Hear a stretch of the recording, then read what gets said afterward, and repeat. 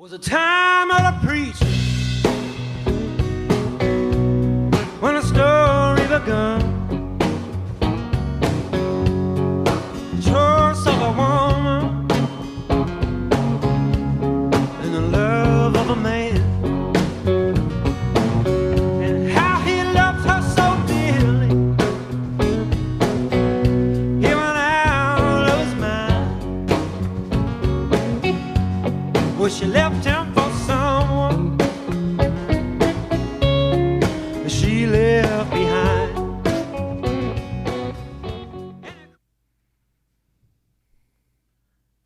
And we're here. We're here. We're live.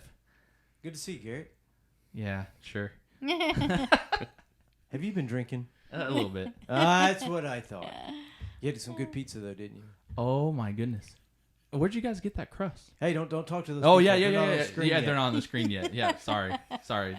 They don't exist at this very moment. I'd like to on say our hello to screen. Jeff Allen and to Jane McCauley and to Lyle and Sherry Sandquist and Lynn Crow and Peggy Fogarty, Charlene Hale, David Finn. They've all joined us so far tonight. My son is trying to text me on my iPad. Ronnie, you said yo, yo, yo. 'Tis the busy. season. It should be ho, ho, I ho. gotta tell Bryce I'm busy. You know, I think he's a little jealous or something. He hasn't been getting any attention. You know. Well, yeah, Blaze, yeah. Tell us exactly what transpired this past what week. happened was I was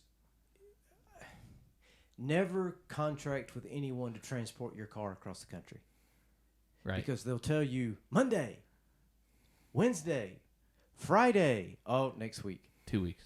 2 weeks. And so Blaze needs his car because he's apartment hunting, because he has to live off base, because base housing is full. And he doesn't have a ride. And it's not like he lives in the great city where you can just walk everywhere. So he's been a little bit jammed up. Mm-hmm. But his car was supposed to be there Monday. And it was not. So Sunday afternoon after church, I started driving the Prius, the mighty Toyota Prius. And I went all the way across country. You drove through snow. 1,500.9 miles. That's it? I guessed 15. That's it. Hey, Jeff here says that you should give Bryce a car. Bryce has a car. Bryce has a car, and I'm not going to talk about the arrangements by which he achieved that car. Yeah. Yeah, Well, let me just say that you can't drive that one across country to I could Hawaii. not, but let me just say that I am an equal investing father. How's that? Equal opportunity lender. Equal opportunity lender. So the reason Bryce Yeah, Bryce is reaching out to you though is because Blaze said in the video that He was he the is favorite the favorite. son. Yeah. Yeah, and Bryce will be Is on he? that. Bryce will be on that hard, man. You know. But is he? Who is who? Is he the The favorite son is whoever is in need at the moment. Oh, absolutely. That's how it works. That's how it works. Oh man. But enough of that. Hey, welcome back though. Thanks. Well, thanks for picking me up at the airport. Yeah. I wish you'd gone with me. It'd been fun. Oh, it would have been fun. Yeah. Some things were holding me I back. needed someone experienced in driving in snow. I had about 5 hours yesterday of. Yeah, we would have made it there about 5 hours earlier, I'm sure. I don't know. The Prius was doing all she could do. Shaking. Yeah, shaking and baking, man. Trying to get behind every tractor trailer that would pass and blow me off the road. You know, the fun thing about growing up in the Midwest, and you know all about this, Dave. You guys do. These people off screen. They're off screen. Yeah, we're talking to them. Okay. You can hear them. They're here. It was always a blast, you know, when you drive through the snow and you park in the snow kind of like hardens next to the tires and you go out there and you kick at it and it leaves this huge, massive clumps on the ground. Block of. Oh, it's so, yeah. Now it's kicking sand. You know, I told Blaze when I left, I'll take trade care it, of though, this car, personally. and the first thing that you do to take care of this car is spray all this salt and sand off of it. Oh, my goodness. So, Yep. yeah, there you go. But hey, enough of that. Yeah. We have a Carla Groff fell this week. Mm-hmm. Broken kneecap at Publix, but she's okay. She's at home. She's at with her daughter, With her yeah. daughter, but she's going to have some surgery coming up. Mm-hmm. Mr. Bob Gross has been recovering and doing well, but Bob has tested positive for coronavirus. Oh, no. And he's at the Manor at Blue Water Bay, but he has very few symptoms. So we're very thrilled about that. And then Cindy Talty, we sent out a prayer request earlier about their son, TJ. You know, prayers that he would test negative, but he actually tested positive, and his family has been exposed. So Yeah, we're gonna have that for these weeks. These are gonna be the hardest weeks of the pandemic that we've had. But if we can get through, if we make it through December, as Merle's saying, and if we can get through January and into February, things. Who's will start Merle? lining up. Merle Haggard, and you will be deprived of your place in heaven just because you don't know who that is. But anyway, I know exactly. we Garrett lined this up. This is so much fun tonight for our last. Oh, Garrett has another announcement. Yeah, just Give one more me a signal. One more announcement. Okay, go ahead. I'll pop this up on the screen just as a reminder to people that starting this Sunday we're going online only. So we'll be doing service online on Facebook at 11 a.m.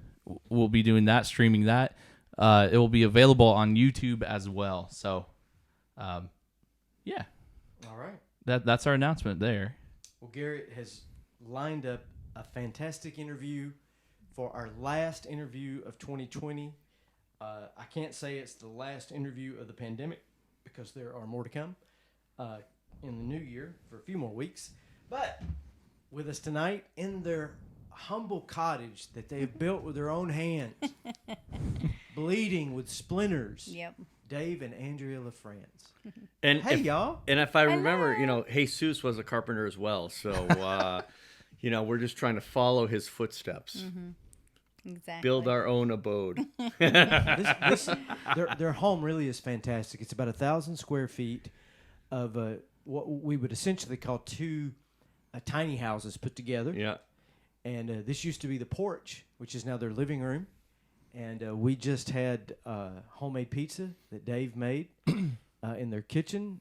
And while Dave slaved over the stove, Andrea was the most hospitable host anyone could ever be. Regaling and stories. Right. Tons of Past. stories. Oh, we wait. thought about just going ahead and turning on the video and letting it run wild, but we. Yeah, the question was, where do we go from here? Yeah. It's laughing. But thanks for sitting down with us tonight. Yeah, so thanks for Oh, having we're us. excited. Yeah, for sure. And I hope everybody can hear well. We've got things set up, 3 different microphones here, so I think our audio is good. I feel like we're movie stars. There's all sorts of stuff going on here. Don't be so humble. We Hey. the delay in this has been dealing with your agent. Well, and the thing is I still haven't gotten my peanuts without the green M&Ms. So, I peanut know. M&Ms.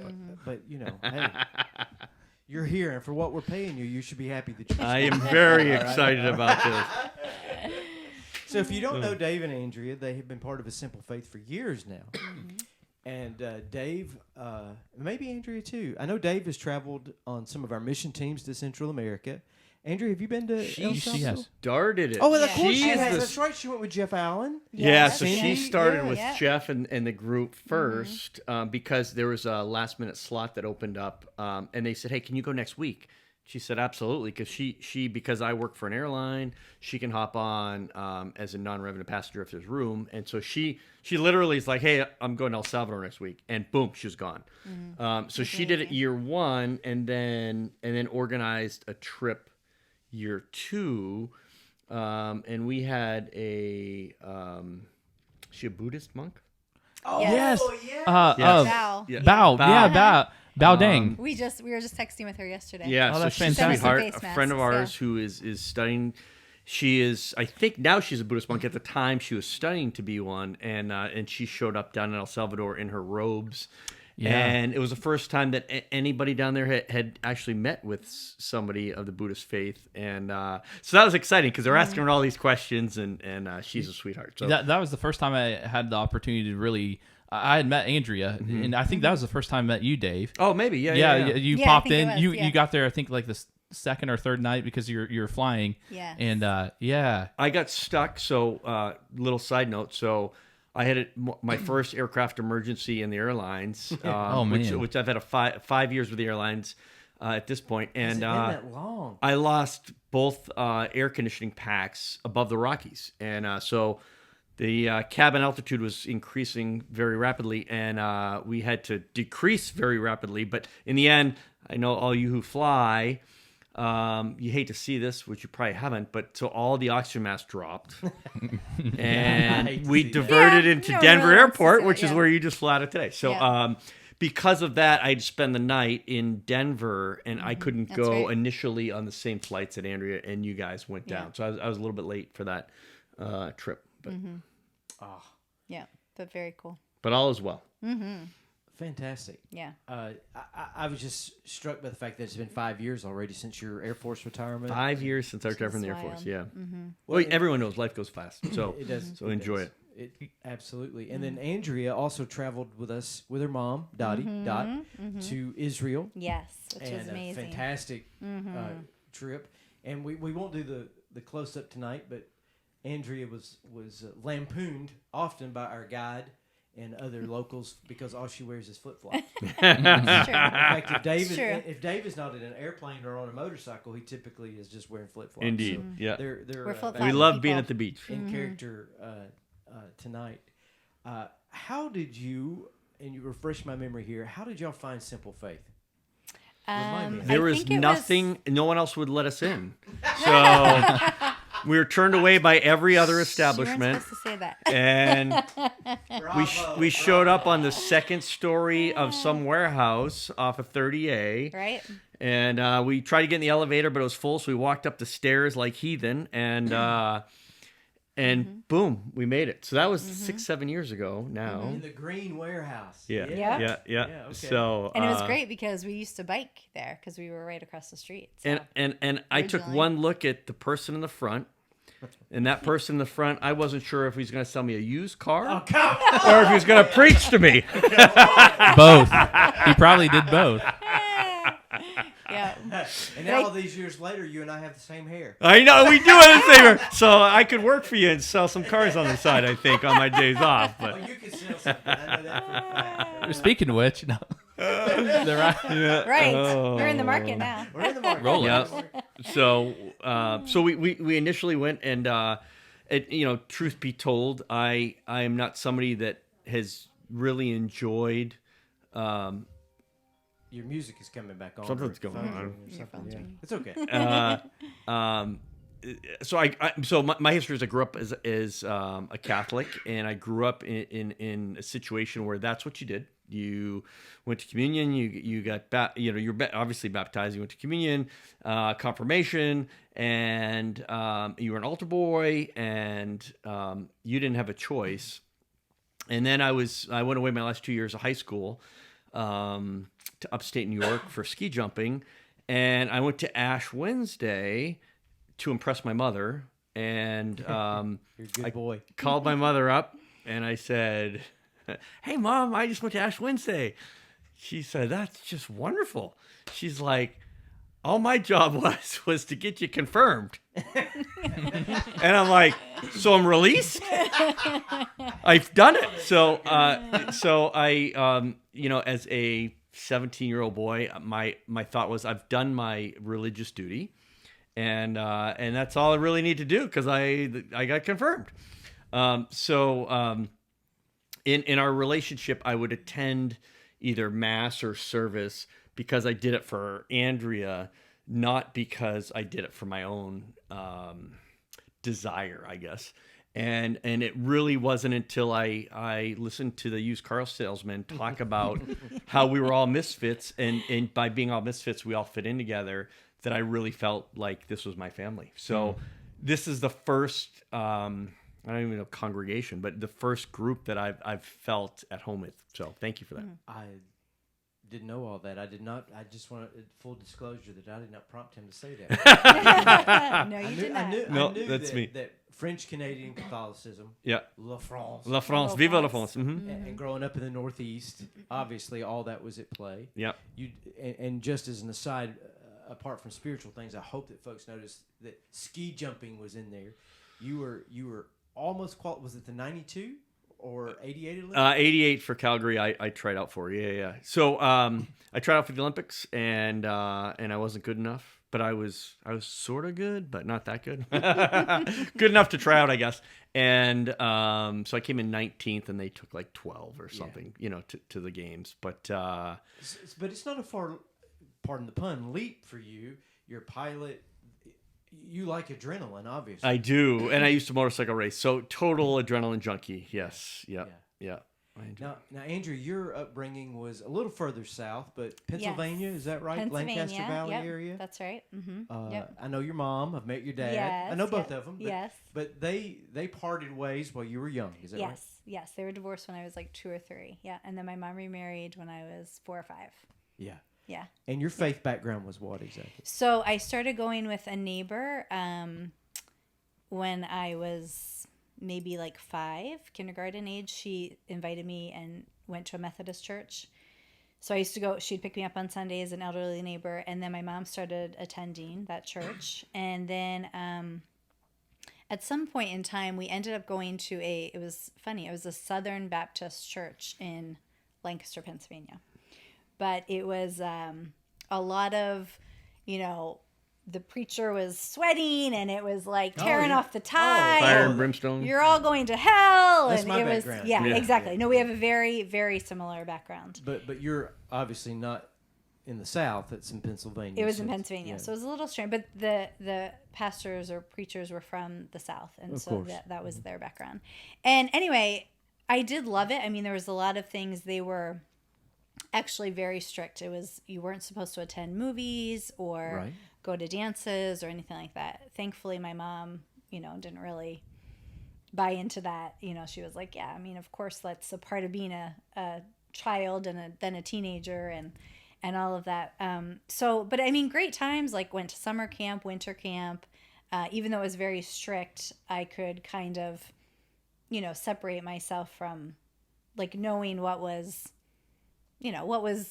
good. You could still be a good person. And even if you attended, a dance, A or movie or whatever. something. Yeah. And, but the changing point for me was, I think I was 18, and it was always my mom and my 2 sisters and I that went to church every Sunday. And, women weren't allowed to, we weren't allowed to wear pants, and guys all had to have the short haircut. And so when people would come to our church as visitors, let's say They stuck out like sore thumbs, yes, first of all. like let's say Yeah. they would come in jeans, or a woman was wearing pants, or a guy had long hair, and everybody would just stop and stare. And I thought, that's not right. Yeah. But the straw that broke the camel's back was when I was like 18, another family attended. It was another mom with her 3 daughters, and we were friendly with them. We had known them for years and years. And the one daughter got pregnant. She was probably like 20 years old. She got pregnant, wasn't going to get married, and it was to a black guy. So it was like 3 things that were Oh, my like, God.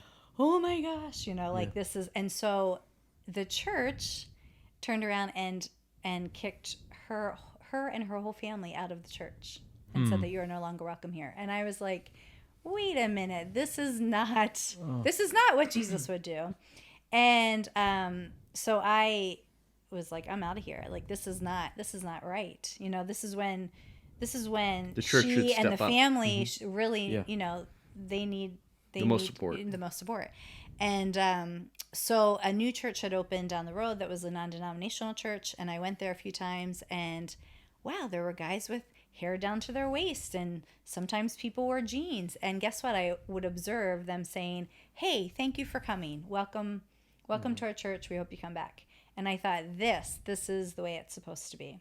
So I started going there, and then so that was kind of my I've always had faith pretty much from the time of a small child, and which is nice, as we, of some of us who have been brought up that way. It's a blessing, because as you become an adult, you definitely do start to, and there's nothing wrong with questioning, of course, but you start to have doubts, right? Like you start to think, well, wait a minute, is that right? Or whereas I think when you're a child, it is easier to accept things that we don't understand. Part of the natural development as we get older. I mean, Yes, yes. Critical thinking Yes. takes over. And there's nothing wrong with that, but Right. it's definitely easier as a child. Yeah. Right. Yeah, to accept. And so you love to travel. You told me earlier tonight about a cross country trip with your dad. He had sold a piece of property. He wanted to give it to you, but instead, let's hit the road. Right. Y'all went across the country in an El Camino with no air conditioning. Yes. The travel bug Yes. bit you. You and Dave have done in Lucille was the name. Lucille, yeah. And y'all recently Lucille. We bought sold an her. RV last year. Y'all Well, no, recently- we still have her. She's in the garage right now getting Okay. fixed up, but we're gonna sell her. You're gonna yeah. sell her, but Yeah. she took you all the way across the country and Yes. then some. Yes. And I say that as a means of introducing you and Dave together. Yes. Because y'all have had quite the adventure together. Mm-hmm.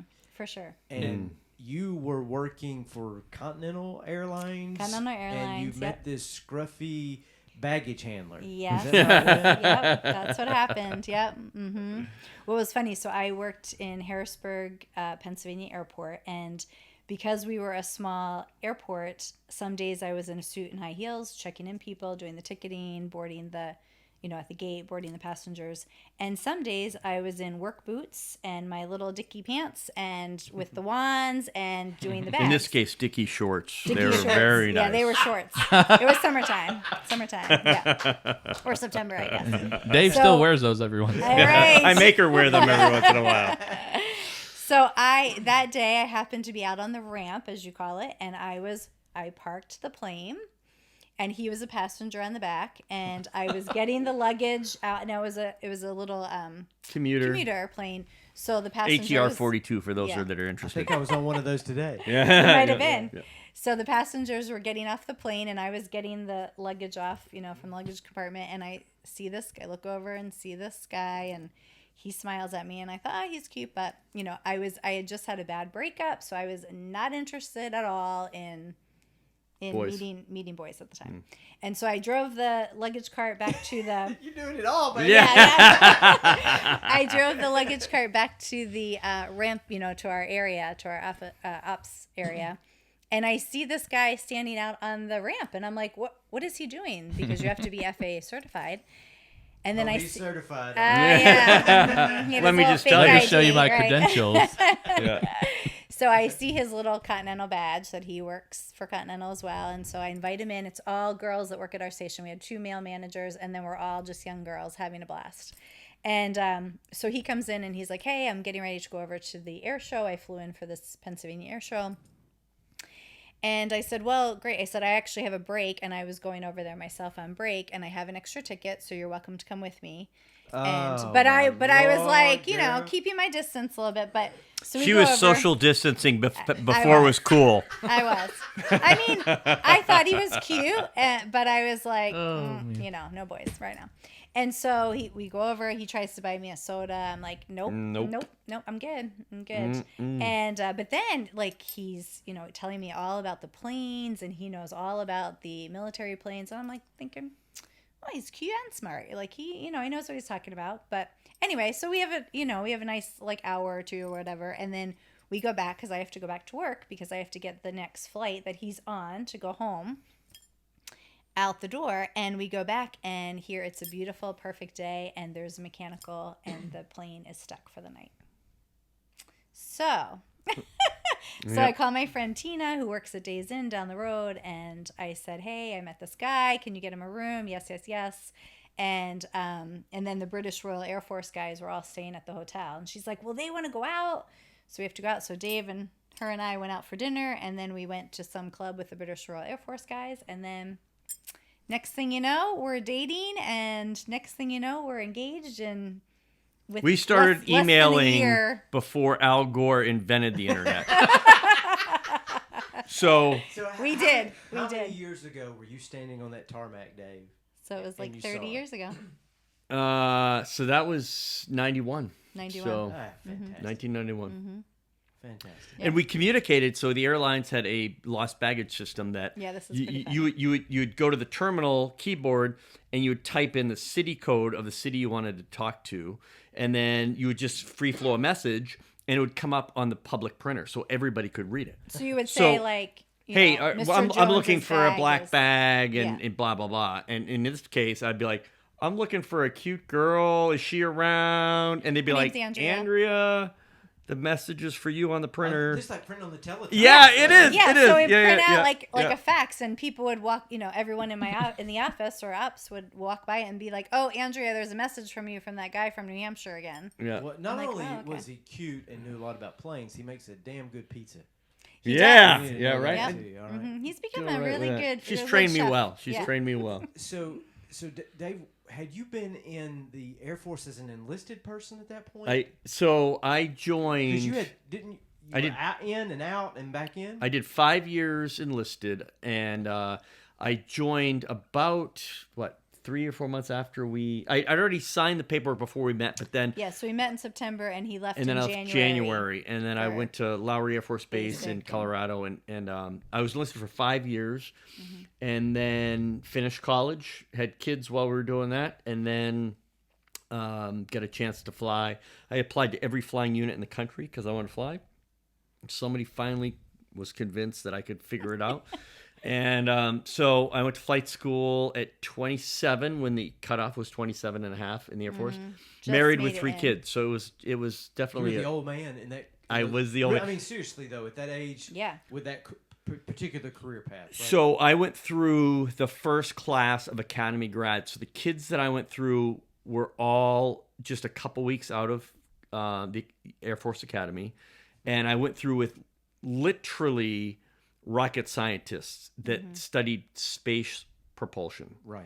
And they were 100 times smarter than I was. And they were single. They were 21, 22. And I was 27 with 3 kids. So a little bit different. And a marketing degree. So they Yeah. all have these aeronautical. And they're smart as a whip. It doesn't And matter about the. Doesn't I matter. was a You just have to marketing have the guy, degree. but I got Just have to I have told the you you degree. could sell stuff. That's just it. I sold myself in this case, and it worked out pretty Yeah, well. yeah. So I did that, and then I flew for the Air Force for 20 years, even. So I got out at 25 years total, and I've been at the airlines for 5 years now. So yeah. So you've got 3 kids. Tell us about your oldest, who has a special place in my heart because I had the Yes. opportunity to help her and Tom tie the knot. Yes. October 17th or 18th. Yes, 17th. Yeah. 17th. How long? It was 5 years. 5 years This year. ago. Isn't that wild? Yeah. Plus, you helped our son-in-law. You proctored his test for citizenship. Yes. I did. Yes, you as did. well. I did. Mm-hmm. So tell us about where he's from and real quick. Yes. About your old. Yes. So Tom is from Adelaide, Australia, which is South Australia, and He's married to our daughter, who's Yep. 29. Yep. Right, Brittany. Yep. and yep. then they just had our first grandbaby. Olive Francis was born July 30th this year. July 29th here, but July 30th there. So I guess that's what we On count. the July other 30th. side of the international day. Exactly. Yes, living in Adelaide, South Australia. Yes. Yep, So yep. they were here with us in Florida for 5 years because we had started our olive oil store down here, and we asked them to come and help with our business, which they did. And then she said last year, I guess, or maybe 2 years ago now, she said, "Listen, we're going to go back to Australia soon, and going to try to start having babies and stuff." So we said, "All right, well, we're selling the store," which we did last year, and then in January of this year, Tom became a dual citizen. So we got to go to his ceremony, and that was amazing. And then they left for Australia. Now is Right after that. is she a citizen or permanent resident? She is a Permanent dual resident. resident. Yep. Dual resident. Right. Yeah. Yep. And they met at a summer camp. Summer camp in Lake George, New York. So we had. They're both camp counselors. Yeah, our 3 kids had gone to camp there, summer camp, and then when you get older, you become a counselor. And she went back after a freshman year of college to help out the last few weeks, and he happened to be there, and they met, and that was it. And then she went on to Australia and finished her degree there. They are beautiful people. Yeah, they inside are. and out. They are. I haven't They're met sweet. Olive. Y'all haven't met Olive. We haven't met Olive We're either. just It's waiting sad. for our No. visa to get there. So Yep. as soon as we're approved, we'll go. Thankfully, over. we have flight benefits so that we can get there once the visa's open. The visa's open and the pandemic eases in Yes. spring, God willing, Yeah. and all that. Correct. And then your baby girl is in California studying to be a chiropractor. Yes. Yeah, Yep. Emily. So she's just outside of San Fran. She's got about a year and a half left to be a chiropractor, and she just loves. She loves the body and what you put in it and how it reacts and helping people figure that out. And she's really, thankfully, found like a passion. And from a parental standpoint, all that we really cared about, no matter what you do, is you find a passion. And so she's found her passion, and she's pursuing it with abandon, I guess. And she should be a chiropractor within the next year and a half or so. Had she studied nutrition? Was she a nutritionist? She was at one nutrition point? first. She was right? nutrition, and then Yeah. but she switched. So her undergrad is biology. Okay. And then she was going to be a nutritionist as an undergrad, but did a little more broad based to give her more options. And so then now she's finishing up her chiropractic doctorate now. So that'll be the first doctor in our family lineage, which is kind of neat. Yeah, So, it's exciting. Yeah. but it's interesting because at one point she was kind of unsure, and she just said, "Dad, I know how much you want me to be a doctor." And I just said, "I just want you to be happy." Yeah. Like, Right. it's not important What you that do. you're a doctor. It's Yeah. important that you're happy How being you a feel. doctor. Yeah. And so, that's something good to pass on. Mm-hmm. Not that I'm trying to teach anybody or anything, but like I mean, it was just like it was a father-daughter moment where she wanted to impress me and make me happy, thinking that I was happy because she was going to be a doctor, and I just wanted her to be happy because she's happy herself. Mm-hmm. Sounds like she's found it though. So she has found it. Totally. I do feel and she's that way. our world traveler. She's been Yeah. to more countries. I can't even remember how many. She decided after her senior year of high school that she wanted to take a gap year, and which is more common in Europe and things, but it's when you take a year off and travel. And I think it's wonderful if you can do that.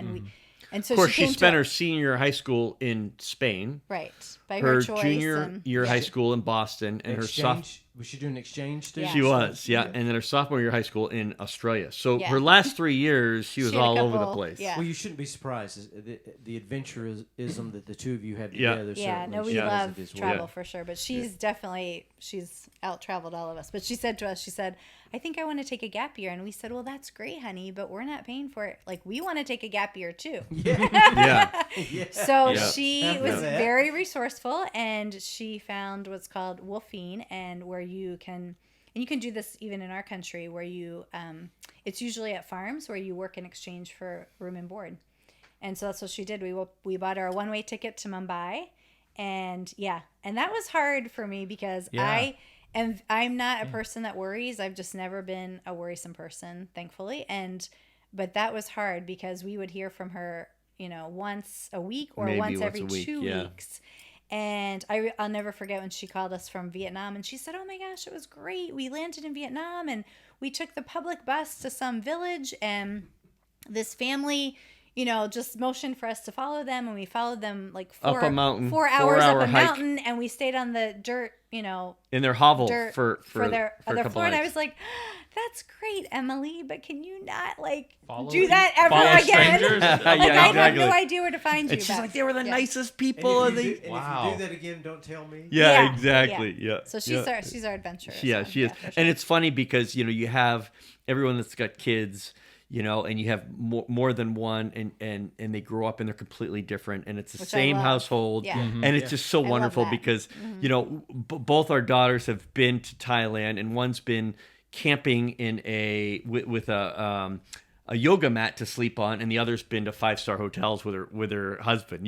So it's funny how it's just they're different, and yet there's a lot of things that are similar. Yeah. But it's cool. good. Yeah. And Yeah. you're wearing bracelets for the third. And we are Yes. wearing For bracelets child for our abuse. third Yes. son. Yeah. Yep. You have the red ones, but you also have a. We have a silver one as silver well. one as Yeah. well. Yeah. Mhm. Yep. So I know some of the story. Only share what you want to, but you have a beautiful son Yes. that is as adventurous as any LaFrance. that I've Yeah, met. well, he's on the grandest adventure of all. We just wish he was closer, for sure. Yeah. He's in heaven, and we lost him in 2007 from a motorcycle accident in Birmingham, Alabama. And he was 14 years old at the time, and a national champion in motorcycle racing, and just had a silly little accident that in the end ended up being quite serious and cost him his life. And since that time, we have thankfully together as a couple had very similar views and outlooks on being thankful that God blessed us with Connor for 14 years.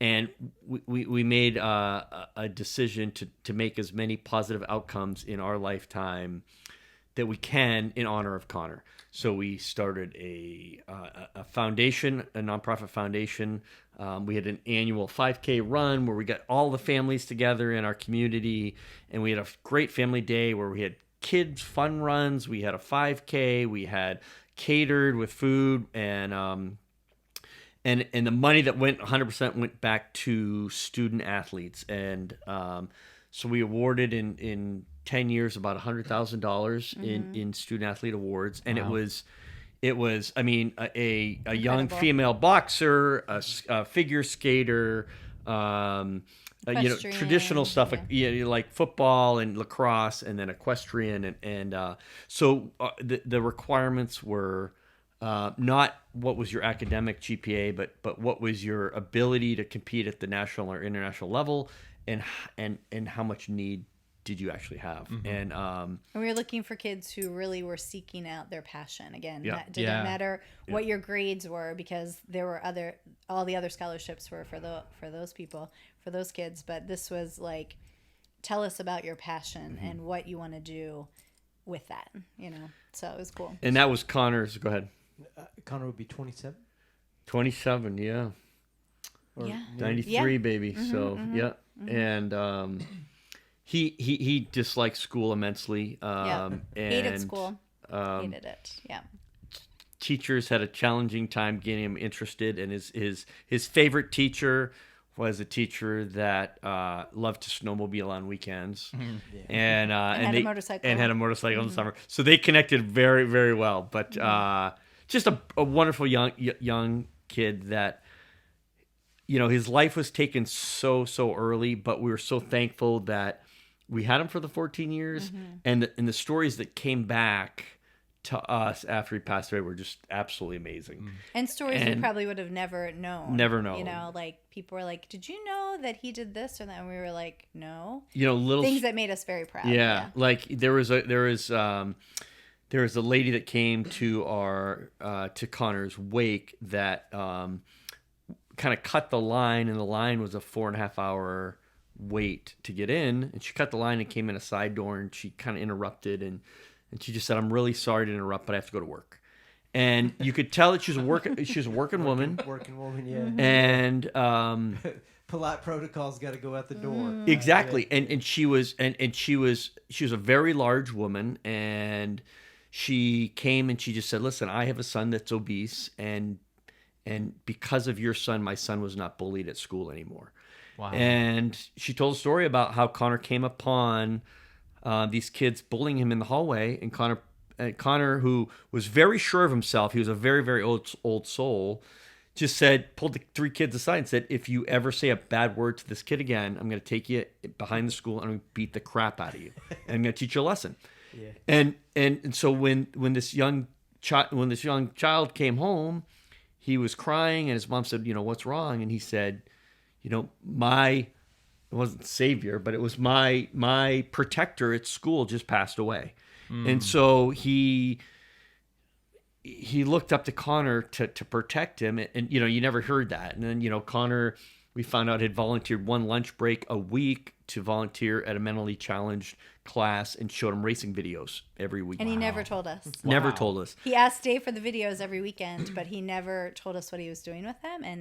And he was going into this classroom on his lunch break every Wednesday and talking to these kids. Yeah. So we were like, "Oh, that makes sense." And so, that's what's we important. were like, "Oh, it's great. He was a great athlete. That's wonderful." But he was a great person, and so that's what we're proud of him for. But thankful that we had him. I mean, I literally look up to him to this day, because it's like, there was a young Indian girl that sat with him on the bus every day that we never knew about. And it was because her first day of school, no one would let her sit on the bus. So she started crying, and he stood up and he sat in the back of the bus on the last seat. And he said, "You come sit with me." And she sat with him till the day he died. And like, that's the character stuff that makes us so proud. Right. And I look up to him for that today. So, but I think this is something important maybe to talk about, is that when Dave and I first met, I told him, "Just so you know, I don't do funerals. Like, if you die before me, I'm not coming to your funeral."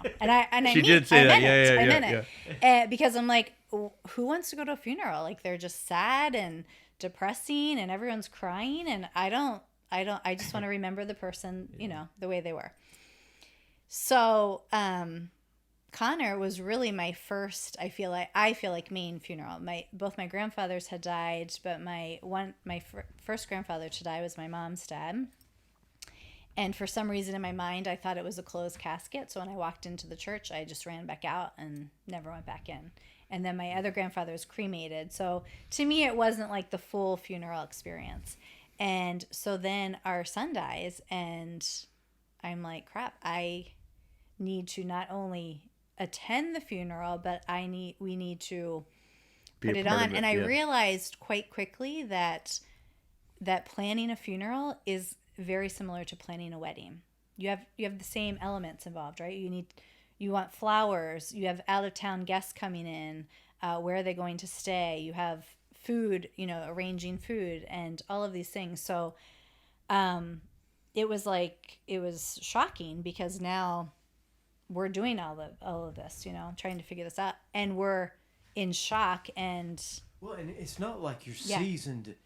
No, in your 30s, right? Yeah, I guess so. Yeah, 30s. Yeah, and so it was crazy, but also like the day that we're 37. Right? Yeah, I guess so. Yeah. So the day that it happened, just backing up a little bit too. So the girls were, Brittany was in high school, Emily was in middle school, and we were living in upstate New York. We lived in Saratoga Springs for many years, and Dave and Connor had driven down to Birmingham, to check out the racetrack and practice. We were getting ready for a test with a factory team. He was recognized having the potential of being a world champion, and one of the kids at the time that he was identified with is the current world champion in MotoGP. So he had been identified by Red Bull as an athlete, and so we were getting ready for a factory test with Red Bull KTM, which is a motorcycle brand, and we'd never been to the track, so I wanted him to get some track time. So we went down just for, not to race, but just to check out the track. So there was no pressure. It was just like, hey, let's go check it out, have some fun racing, and then we'll come back in a couple weeks and you can test with this team. So Connor crashes. Dave calls his brother. He had two brothers at the time that lived in New York near us. Calls his younger brother Matt, and because I tried to call you, but I couldn't get hold of you. Asks him to go over to the house and tell me. So this to me is just amazing. So we had just bought an old Victorian house, and it was in the middle of a remodel. We weren't even living on the first floor at all. We were living upstairs, and it was just kind of crazy.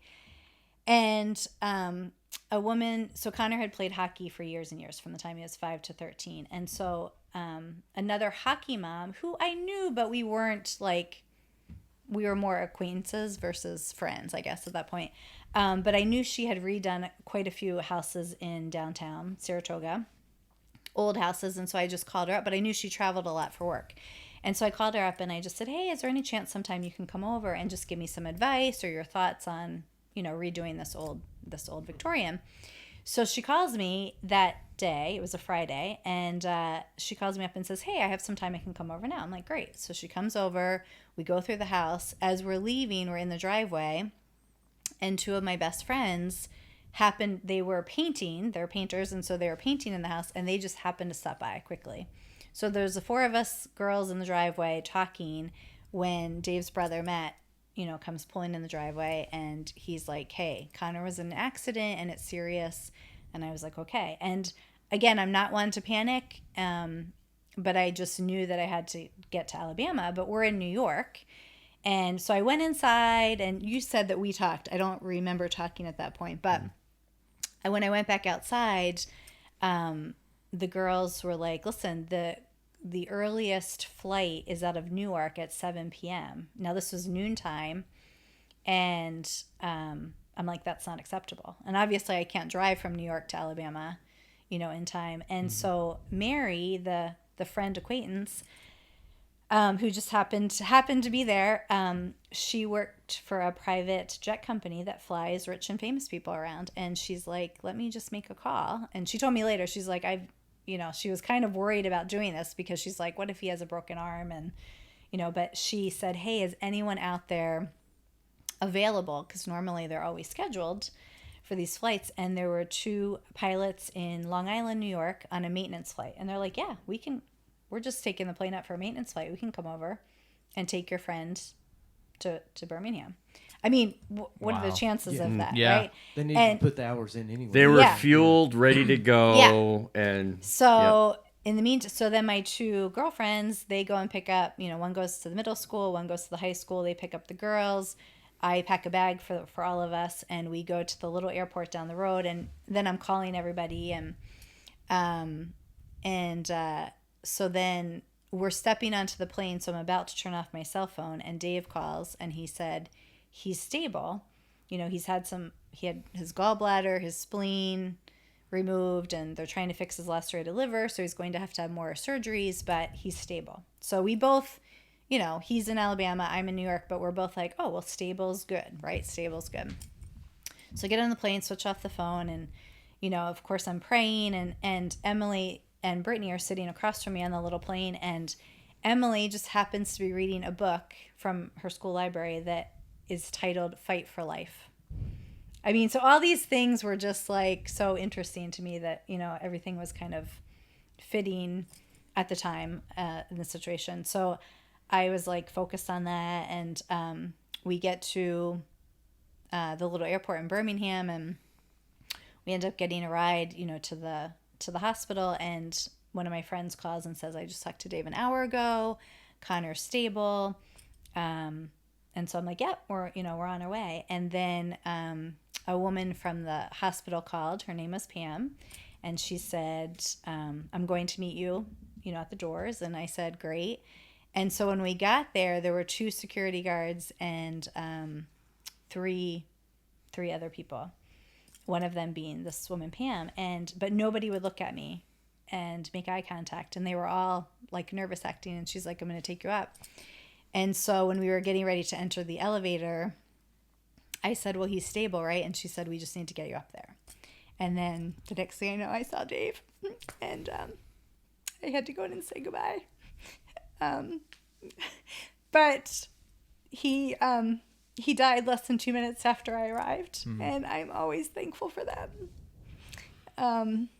But then it was the craziest thing. And I mean, I'm so thankful for my faith, because it is definitely that passage, the peace that passeth all understanding. I realized everybody was where they were supposed to be that day. And, and I'm thankful that he waited for me before he left. And we went home, and just the support and love that we received and continue to receive is just amazing. It's just incredible. Yeah. And, we are thankful that God gave him to us for 14 years, because I always say he could have easily taken him when he was 2 or 3, because that kid was a wild one. He was. He was. So it was obviously my first experience really with a funeral, and really with death. I mean, I was close to my grandfather's, but that's obviously a different relationship. And you, especially as a parent, you never, ever want your child to go before you. You can be 90 years old and they can be 60 years old, and it's just not the way it's supposed to be. Mm-hmm. But I also just trust that God had a plan. And when I look back on Connor's life, he lived his life to the fullest. And he would write a newspaper column, and he started signing it, hold it wide open, which is what our silver bracelets are. That was his mantra. And he lived his life like that. And so when he passed away, we were like, you know what? In order to honor him best, we need to live our life like that. And because we're all still here, and there's still joy to be found in this life. And so that was kind of where we came. And I know you've, the classic cycle of grief, which is real. Mm-hmm. Of the negotiating, the bargaining, the acceptance, the anger. I suppose you've worked through all of those multiple cycles. I can honestly say I never felt the anger. And again, I'm grateful for that. But I remember years ago, not when we lived here, but when we lived in New York, I think still, and leaving church one day, and Dave said, I'm still angry at him. And I said, who? He goes, God. I'm like, I get that. I totally can understand how, you can feel angry with him. I just never felt that. But, and I can't explain why, but I'm thankful. I'm thankful. It has to be a grace of some sort. Yes, definitely. That's the word for it. Yeah. And the anger is justifiable. I mean, yeah. it's part of the Absolutely. process. You're entitled. Absolutely. You're entitled to handle Absolutely. death in any way you want. Yeah, Yes. yeah. Right? And so it can be a good way and it could be a bad way. And only, God will judge, I guess. But like, we felt that we could certainly be entitled to lock ourselves in a closet and get drunk every night and drink away our sorrows. But we didn't feel like that honored Connor. So we wanted to honor him. And to do that, we tried to do positive things and award scholarships and have get-togethers with families and reminisce and have positive outcomes. And so for us, we were like, that's how we want to honor him. But that's just the way we handled it. But did you find that process to be the actual fuel that moved you? It was. I've been with a lot of families, Dave, and they get stuck at that. I am really pissed off with God, and I've never.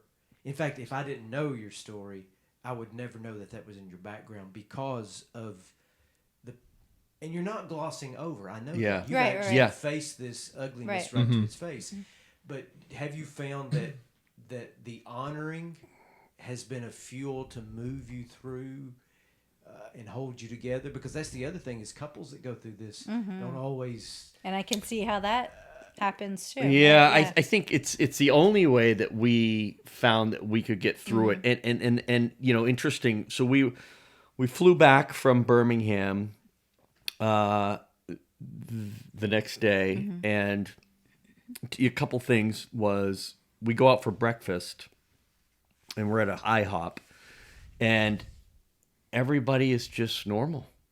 Laughing, and they're all laughing, having a good time. And we're just like, how could they be our world laughing? just like Connor just apart. passed away. There is why are they just being normal?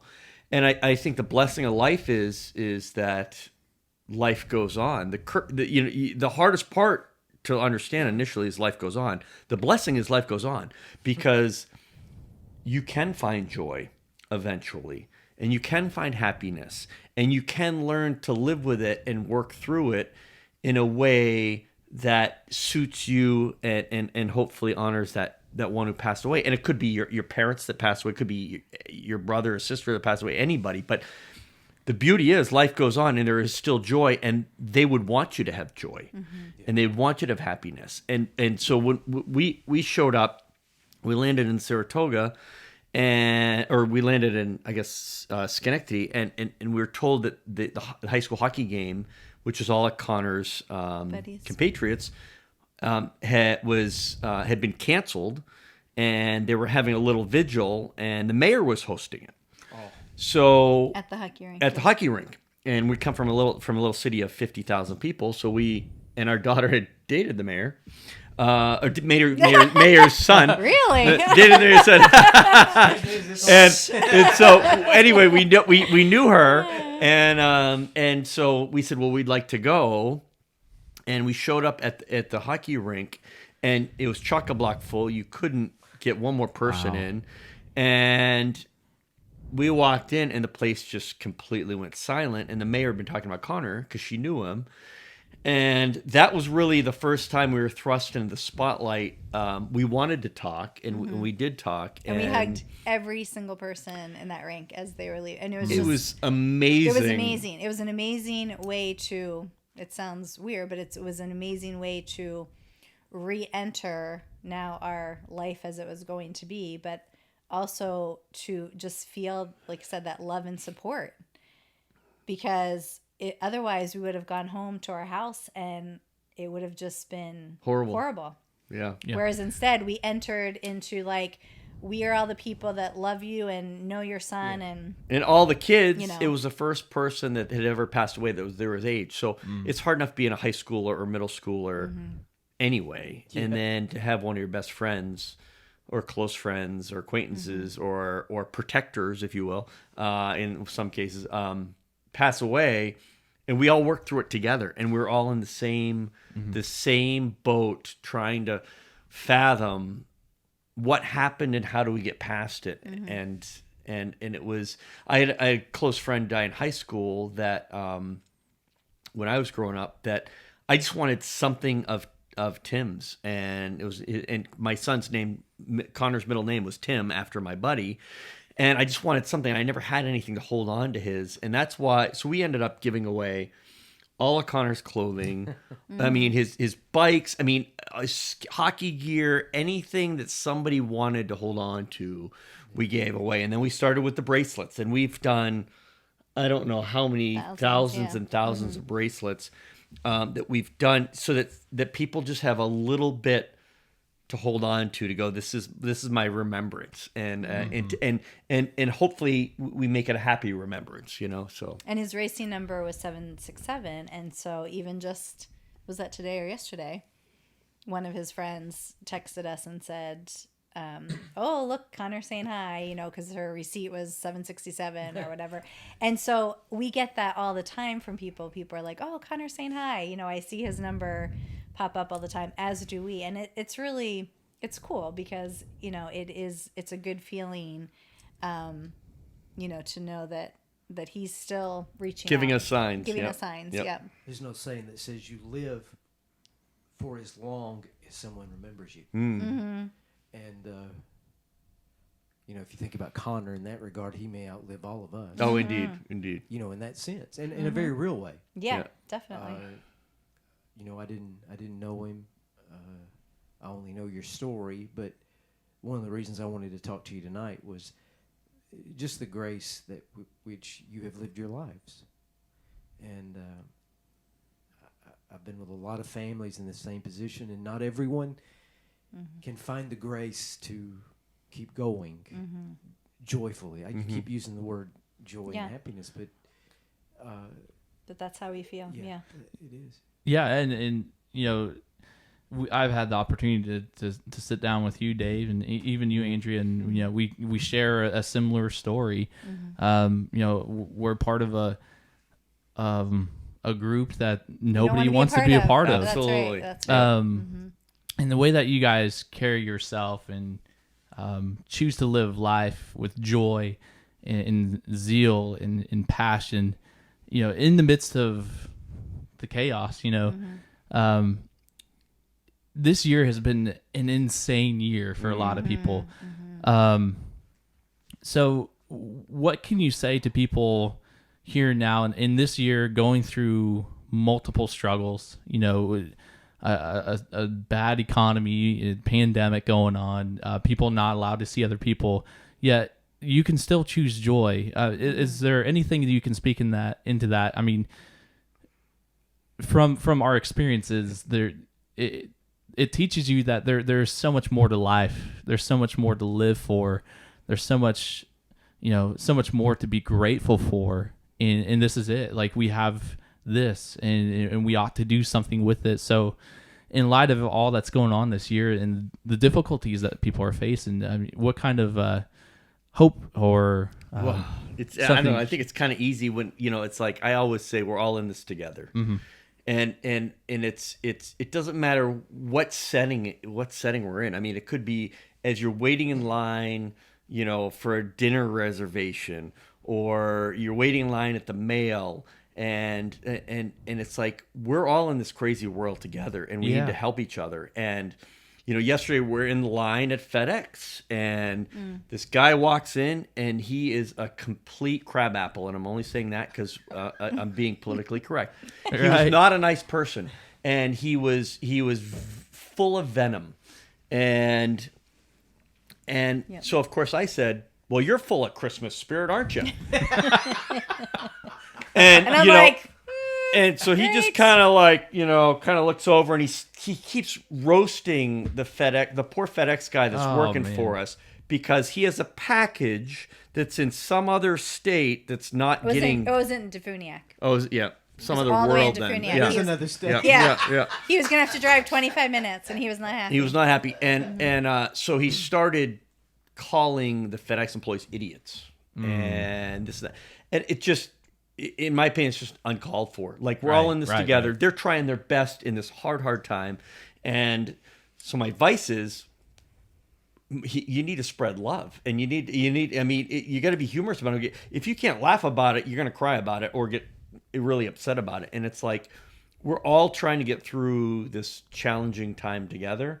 And I think that the quicker you are to forgive, and the quicker you are to smile, and the quicker you are to offer some help, the more easier life will be for everybody. I don't know. What do you? Yeah. I mean, just hearing from your guys' experience in the aftermath of what happened to Connor, just how important it is for community to surround one another. As you said, we're on this little blue ball flying through space at 100,000 miles an hour.